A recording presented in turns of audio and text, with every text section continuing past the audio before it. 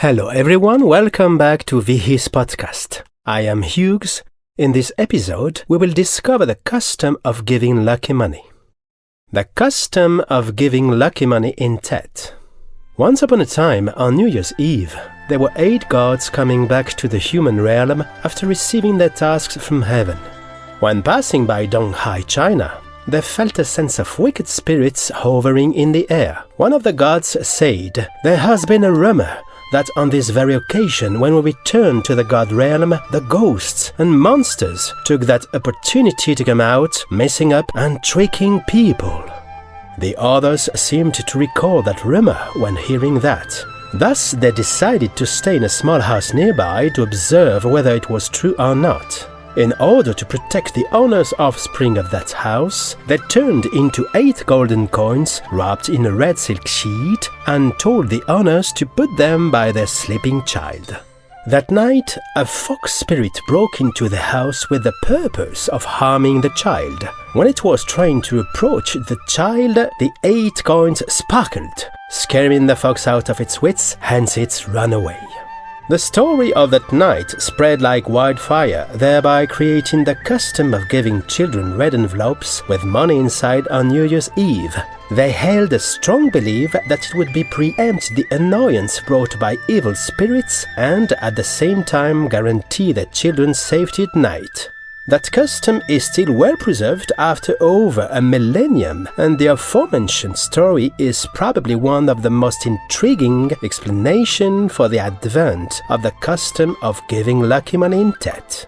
This custom has become an indispensable tradition of the Vietnamese when the Lunar New Year is approaching. It represents luck, peace and love that families and relatives want to wish for each other, especially the young.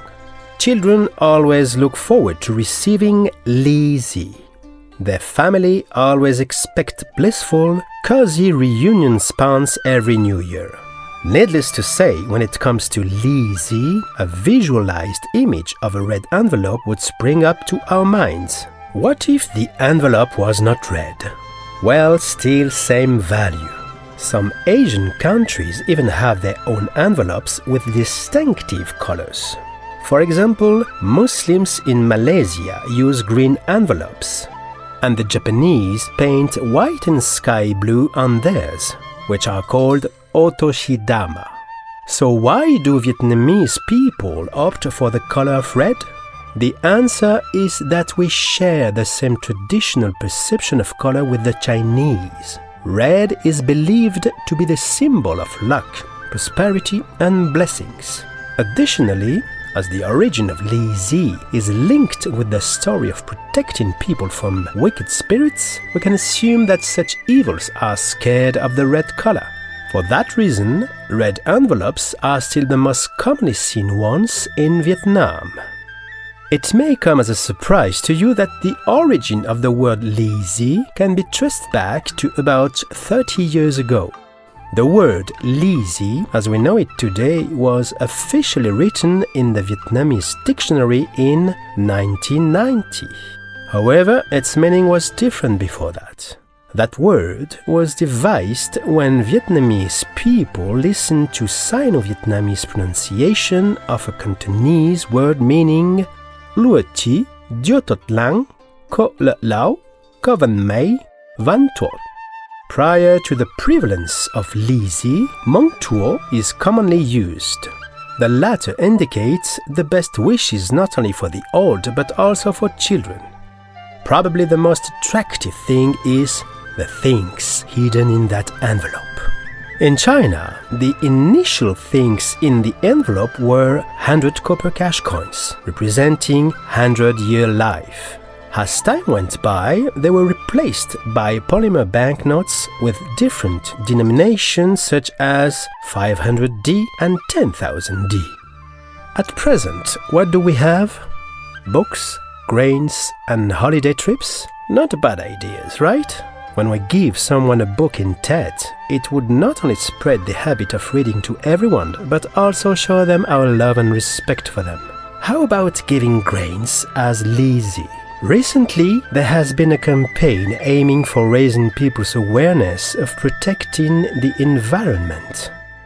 If you aspire to give out an aura of being well off, you may find the Korean custom of giving gold, silver, jewelry, pearls as lazy and solely interesting. Or you can opt for the Taiwanese lazy custom should you be in favor of the traditional custom or just simply have no time to prepare such presents mentioned above. They have their own rules of setting limits of the amount of lucky money. The lucky money would vary from 3-5 million for parents, 1 million for grandparents, about 5,000 for siblings, and about 650,000 for young children. Bear in mind that the appropriate amount of lucky money would be round, and it is not a good idea to include the number 4 in the total sum. Lastly, what would you do when receiving lazy? Normally we would say thank you and give best wishes to our family and relatives, of course. For Koreans, this showing attitude deed is even more complicated and well prepared. On the first day of the new year, after making offerings to their ancestors, they will hold the Sibir rite to show their sincere attitude to their prior generations. In this rite, boys and girls have different poses of prostrating, but both are required to say "Sebok mani badeseo" before slowly doing that. After that, they would be given their lucky money put into colorful envelopes. The custom of giving lucky money has persisted for over a millennium, and it will stay with us for a foreseeable future ahead. Thank you for listening. I hope you enjoy the podcast. Please follow our VHIS podcast project to get to know more intriguing knowledge about Vietnamese history.